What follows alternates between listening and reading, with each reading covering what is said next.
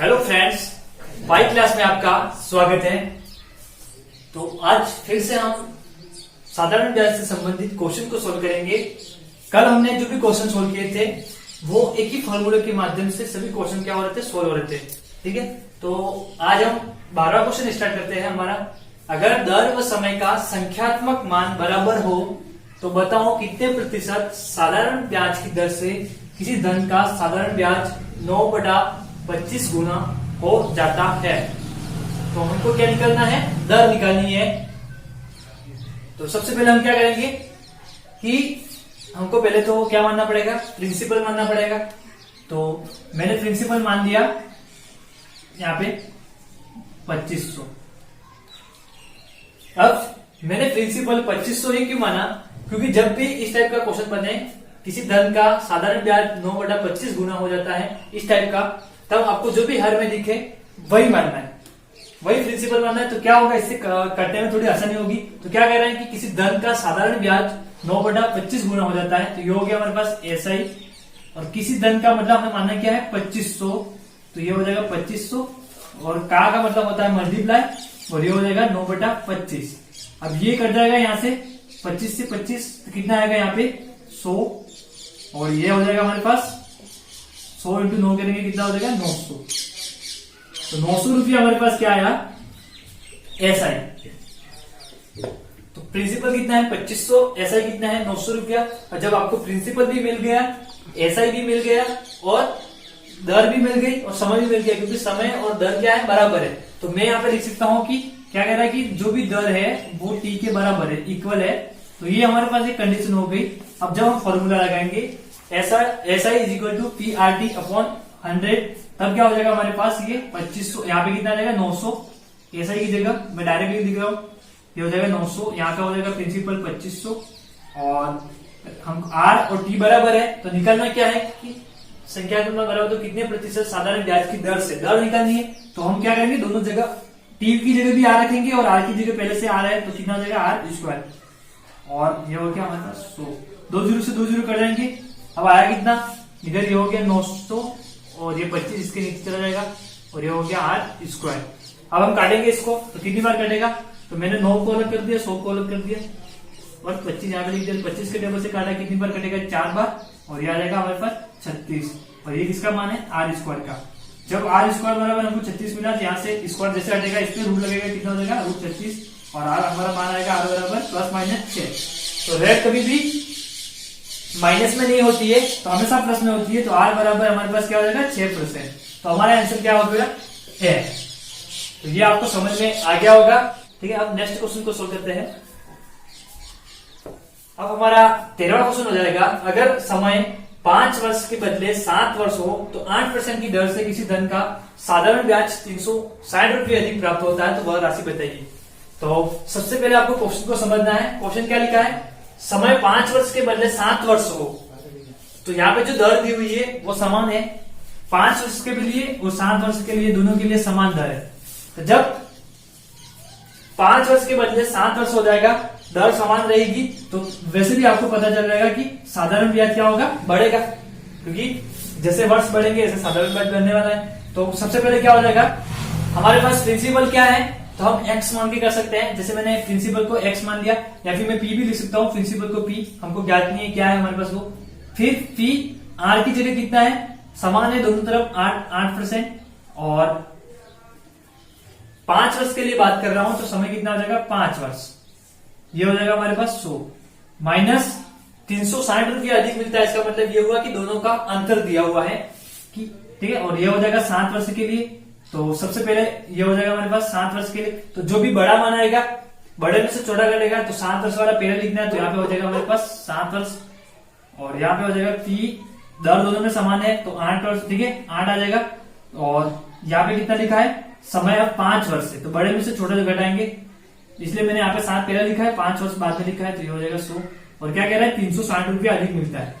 सीधी सी बात है, अगर आपने किसी धन को ठीक है उधार दिया है, तो अगर 5 वर्ष में जो भी ब्याज बन रहा है वो कम होगा और 7 वर्ष में क्या होगा, ज्यादा होगा। अगर इन दोनों का डिफरेंट निकालना हो, 7 वर्ष और 5 वर्ष दोनों का, तो आप कैसे निकालेंगे, बड़े में से छोटा घटा देंगे, तो जो भी 7 वर्ष का लग रहा था उसमें से 5 वर्ष का घटा देंगे तो आपके पास जो भी रुपये ज्यादा लग रहे थे एक्स्ट्रा आपको मिले वो आ जाएगा। तो मैंने भी यही किया।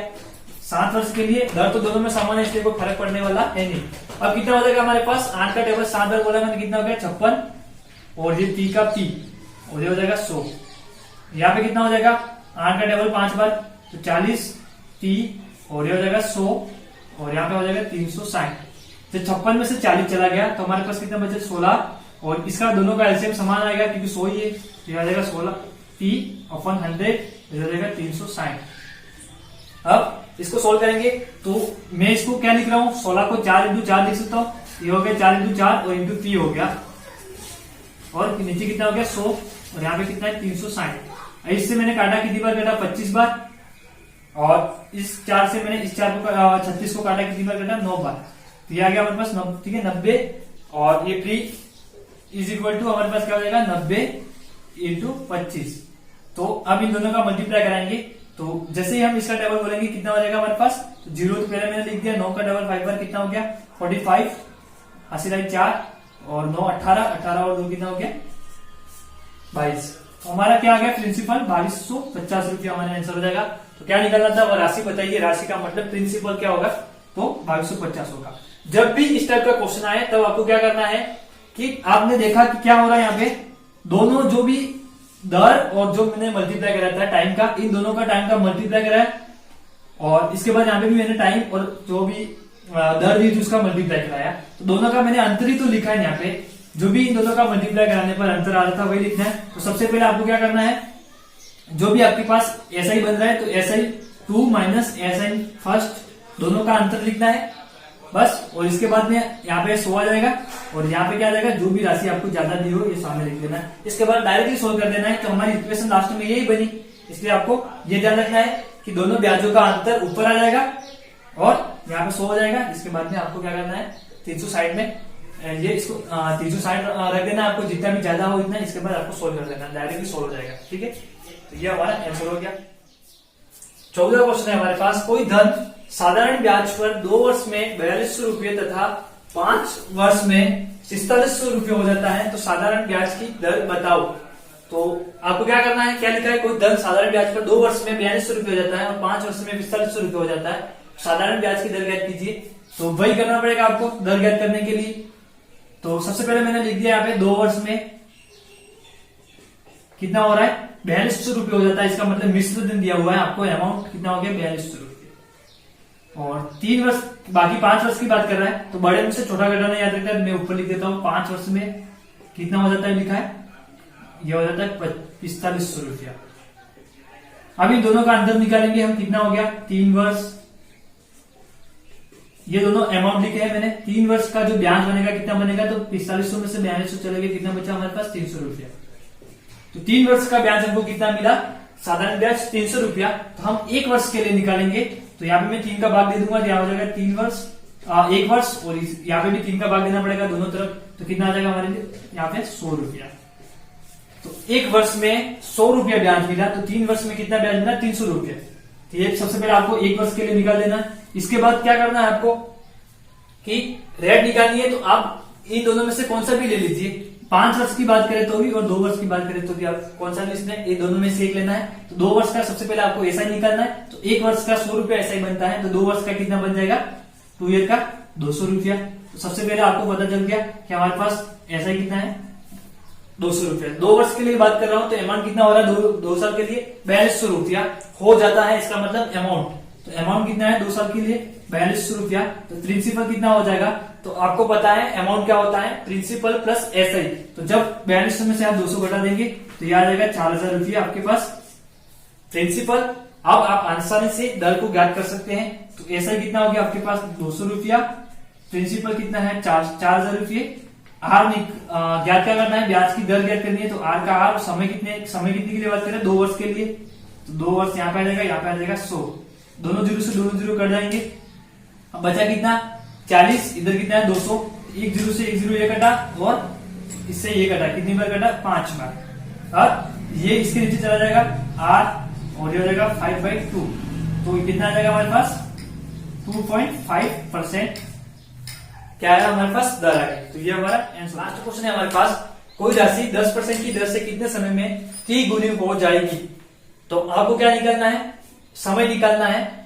जैसे राशि हम जो भी हमने माना राशि, जैसे प्रिंसिपल हमने 100 मान लिया, तो अमाउंट कितने समय में 3 गुना हो जाएगा, इन कह रहे हैं 3 गुनी मतलब 300 हो जाएगा। तो जब प्रिंसिपल भी है आपके पास, अमाउंट भी है, तो आपको ऐसा ही आसानी से निकल सकते हैं, आप ऐसा ही को आसानी से निकाल सकते हैं। 300 में से 100 माइनस हो जाएगा, तो ये हमारे पास क्या है 200 रुपया ऐसा ही। अब समय निकालना है, दर तो आपके पास पता है कितनी है 10%। तो फॉर्मूला लगाएंगे हम भाई, ऐसे ही वाला ये हो गया 200, प्रिंसिपल कितना है 100 रुपया माना हमने, आर क्या है 10% और समय निकालना है 50 हो जाएगा, यहाँ पे आ जाएगा 100 से 100 कट जाएंगे, 1 जीरो से 1 जीरो कट जाएगा, तो हमारे पास टाइम कितना आएगा 20 वर्ष। आप आसानी से 100 मान के कर सकते हैं। तो ये हमारा 20 वर्ष क्या हो जाएगा आंसर हो जाएगा, तो ये हमारा आंसर हो गया। लेकिन हमने जो कल फॉर्मूला लगाया था उससे करेंगे तो कैसा हो जाएगा, तो हमारे पास फॉर्मूला हो गया ये n-1 t और यहाँ पे 100 का मल्टीप्लाई और ये r हो जाएगा। जब r निकालना है, t निकालना है, तो t यहाँ पे आ जाएगा, यहाँ पे आ जाएगा, तो ये हो जाएगा हमारे पास r और हमको समय निकालना है t। यहाँ पे n जो है वो कितने गुना हो जाएगा इसको बताएगा, तो कितना गुना हो जाएगा 3 गुना, तो यहाँ पे 3 रख देना, ये हो जाएगा 1, r कितना है 10%, ये हो गया 100, 3 में से 1 गया कितना 2 आया, ये हो गया 0 और यहाँ पे 100, 1 जीरो से 1 जीरो कट गया, तो ये कितना गया 10 इंटू 2 कितना गया 20 वर्ष। तो आप दो तरीके से कर सकते हैं। तो मैं उम्मीद करता हूं कि आज का हमारा वीडियो आपको पसंद आया होगा। तो आप हमारे वीडियो को लाइक, चैनल को सब्सक्राइब कर दे। जय हिंद, जय भारत।